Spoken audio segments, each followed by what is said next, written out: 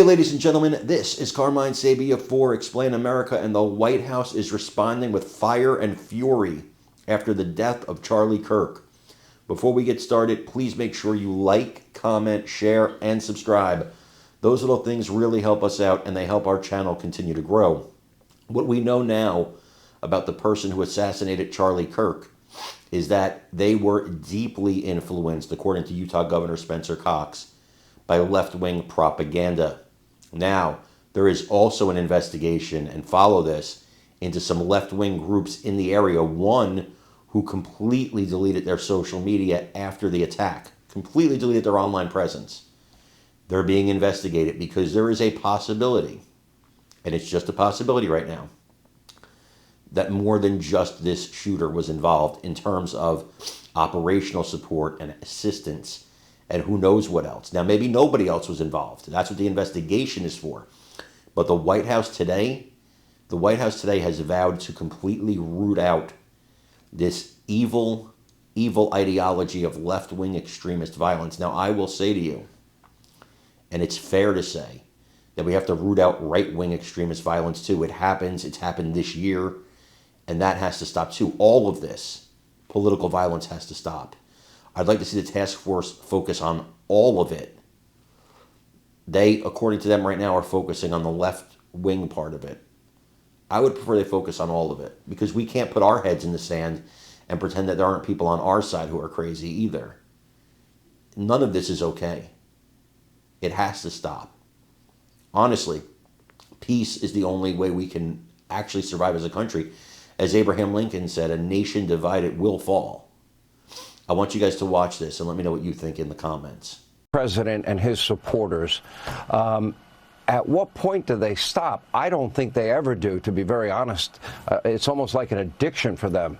If Donald Trump cured cancer, I've said so many times, Stephen Miller, they would criticize him for that.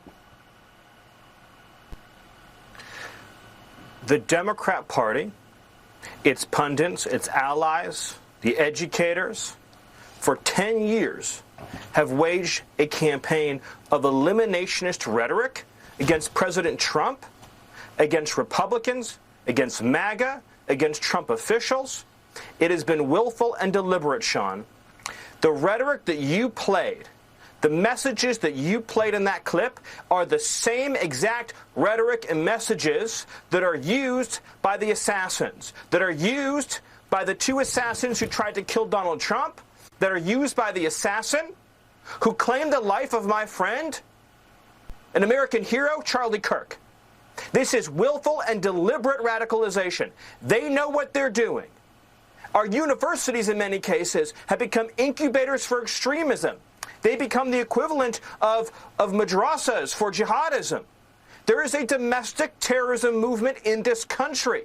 When you see these organized doxing campaigns, where the left calls people enemies of the Republic, calls them fascists, says they're Nazis, says they're evil, says they have to be removed, and then prints their addresses, what do you think they're trying to do?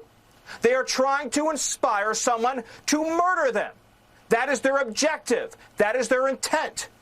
And when you see online, Sean, as we've seen for the last few days, tape after tape after tape of federal workers, bureaucrats, staffers in the Pentagon, educators, professors, healthcare workers, nurses, celebrating the assassination of Charlie Kirk.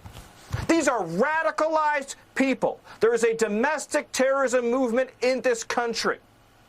And let me tell you something I've not shared with anybody, but the last message that Charlie Kirk gave to me before he joined his Creator in heaven was he said that we have to dismantle and take on the radical left organizations in this country that are fomenting violence. That was the last message that he sent me before that assassin stole him from all of us.